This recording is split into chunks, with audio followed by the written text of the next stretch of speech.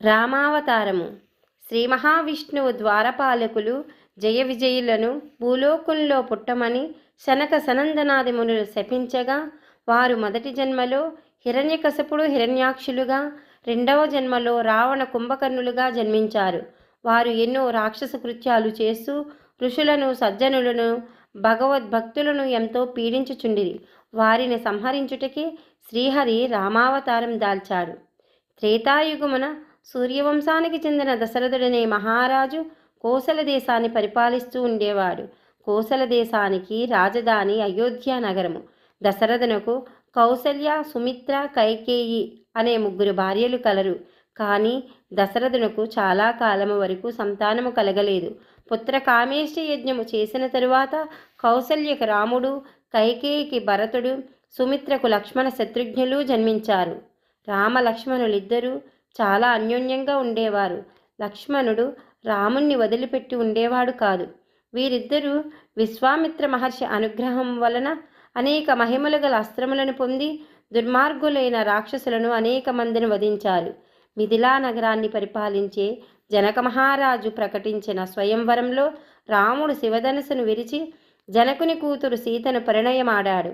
సీత గొప్ప సౌందర్యవతి, గుణవంతురాలు, మహాపతివ్రత. కొంతకాలానికి దశరథుడు రామునికి పట్టాభిషేకము చేయవలనని తలపెట్టాడు.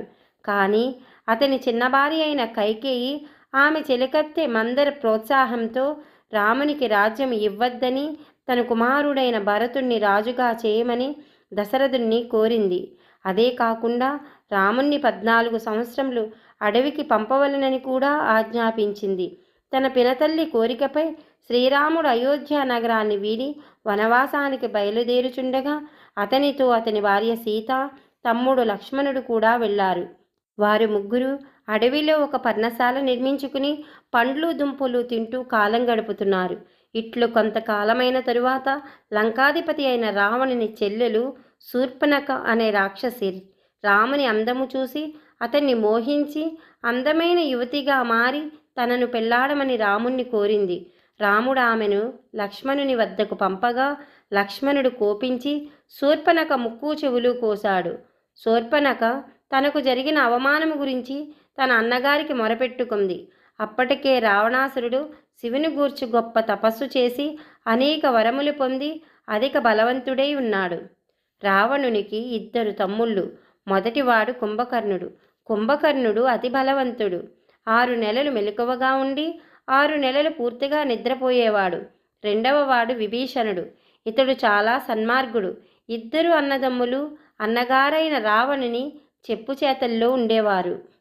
రావణుడు తన ముద్దుల చెల్లెలు శూర్పణఖకు జరిగిన అవమానానికి ప్రతీకారంగా సీతను అపహరించదలచి తన సహచరుడైన మారీచుణ్ణి పిలిచి రామలక్ష్మణులను పర్ణశాల నుండి దూరంగా తీసుకెళ్లమని ఆదేశించాడు. మారీచుడు బంగారు జింక రూపంలో పర్ణశాల ముందు తిరిగాడు. బంగారు జింకను చూసిన సీత ముచ్చటపడి రాముణ్ణి ఆ జింకను పట్టి తెమ్మని కోరింది. రాముడు సీతకు తోడుగా లక్ష్మణుణ్ణి పర్ణశాల వద్ద కాపలా ఉంచి జింకను పట్టి తెచ్చుటకు బయలుదేరాడు. జింక ఎంతకు దొరకకపోవటచే ఒక బాణమును సంధించి జింక వైపు వదిలాడు. ఆ బాణము తగలగానే జింక మారీచునిగా మారి హా లక్ష్మణ, హా సీత అని అరుస్తూ ప్రాణాలు విడిచింది. ఆ కేకలు విన్న సీత రాముడు ఆపదలో ఉన్నాడు అని తలచి లక్ష్మణుడు ఎంత చెప్పినా వినకుండా రాముడికి సహాయంగా లక్ష్మణుణ్ణి పంపింది. లక్ష్మణుడు చేయునది లేక తన వదినగారి ఆజ్ఞను పాటిస్తూ వెళ్లే ముందు పర్ణశాల ముందు ఒక గీత గీసి ఎట్టి పరిస్థితుల్లోనూ ఆ గీతను దాటవద్దని సీతను ప్రార్థించి వెళ్ళాడు. ఆ గీతనే లక్ష్మణరేఖ అంటారు. ఆ గీత ఎంతో మహత్యము కలది. దానిని ఎవరైనా బయట నుండి వచ్చిన వారు దాటుటకు ప్రయత్నిస్తే వారిని మంటలు అడ్డగిస్తాయి. ఇదే అదునుగా రావణుడు సన్యాసి రూపంలో పర్ణశాల వద్దకు వచ్చి భవతి భిక్షాం దేహి అంటూ సీతను భిక్ష అడిగాడు. సీత ఫలములతో పర్ణశాలలో నుండి బయటకు వచ్చి సన్యాసిని చూసి భిక్షను తీసుకోమని కోరింది. అందుకు ఆ కపట సన్యాసి మాయమాటలు చెప్పి సీతే గీతను దాటినట్లు చేశాడు. వెంటనే ఆ సన్యాసి రావణుడిగా మారాడు. ఆ రూపమును చూసిన సీత మూర్ఛపోయింది. ఆ స్థితిలో ఉన్న సీతను రావణుడు అపహరించి తన పుష్పక విమానంలో లంకకు తీసుకుని పోయి అచ్చట అశోకవనంలో బంధించాడు. రామలక్ష్మణులు పర్ణశాల వద్దకు వచ్చి సీత లేకపోవుట చూసి ఇది రాక్షసమాయగా భావించి అడవి అంతయు సీత కోసము వెతికారు. కానీ సీత జాడ కనబడలేదు. వారు కొంత దూరము పోయిన తరువాత జటాయు అనే పక్షి రెక్కలు తెగి భూమిపై పడి కొన ఊపిరితో ఉన్నది. రామలక్ష్మణులు ఆ పక్షి వద్దకు వెళ్ళగా ఆ జటాయువు రావణుడనే రాక్షసుడు సీతను పుష్పక విమానంలో దక్షిణ దిశ వైపు తీసుకుని పోయాడని, అడ్డుకోబోయిన తన రెక్కలు కత్తితో ఖండించాడని చెప్పి ప్రాణాలు వదిలింది. రామలక్ష్మణులు ఆ జటాయువుకు దహన సంస్కారములు చేసి సీతను వెతుకుతూ దక్షిణ దిశ వైపు ప్రయాణమయ్యారు. రామలక్ష్మణులు దక్షిణ దిక్కున ఉన్న కిష్కింద రాజ్యానికి చేరగా అక్కడ వారికి ఆంజనేయుడు కలిశాడు. ఆంజనేయుడు వానర రాజైన సుగ్రీవునకు ప్రియమిత్రుడు. సుగ్రీవుని అన్న వాలి. అతడు మహాబలవంతుడు. వాలి సుగ్రీవునిపై కోపంతో అతనిని రాజ్యం నుండి వెలివేశాడు. రామలక్ష్మణులు ఆంజనేయుని ద్వారా సుగ్రీవుని దీనగాథను విని అతనికి సహాయము చేయుటకు నిశ్చయించుకున్నారు. సుగ్రీవుణ్ణి కలిసి వాలి చరిత్ర తెలుసుకుని తమ్ముణ్ణి బాధిస్తున్న వాలిని రాముడు సంహరించి సుగ్రీవుణ్ణి కిష్కిందకు రాజును చేశాడు. సుగ్రీవుని అధీనంలోని లక్షలాది వానరులను సీతజాడను తెలుసుకొనుటకు అన్ని దిక్కులకు పంపాడు. ఆంజనేయుడు వాయుదేవుని కుమారుడు, మహాబలవంతుడు, శ్రీరామునికి ప్రియమైన భక్తుడు. ఆంజనేయుడు సుగ్రీవుని ఆజ్ఞ ప్రకారము సముద్రము అవతల ఉన్న లంక చేరుకుని అక్కడ అశోకవనంలో చెట్టు క్రింద కూర్చుని విలపిస్తున్న సీతను కలిశాడు. సీతకు తన రామబంటునని చెప్పి రాముడిచ్చిన ఉంగరం ఆనవాలుగా సీతకు ఇచ్చాడు. సీత ఆ ఉంగరాన్ని చూసి అతడు తన రాముడు పంపగా వచ్చిన దూత అని సంతోషించింది. సీతను కలిసినట్లుగా ఆనవాలుగా ఆమె ఇచ్చిన చూడామణి ఆభరణమును తీసుకుని తిరుగు ప్రయాణంలో అడ్డుకున్న అనేక మంది రాక్షసులను చంపి లంకాపట్టణాన్ని కాల్చి ఆంజనేయుడు మరలా రాముని సన్నిధికి చేరుకున్నాడు. సీత జాడ తెలియజేశాడు.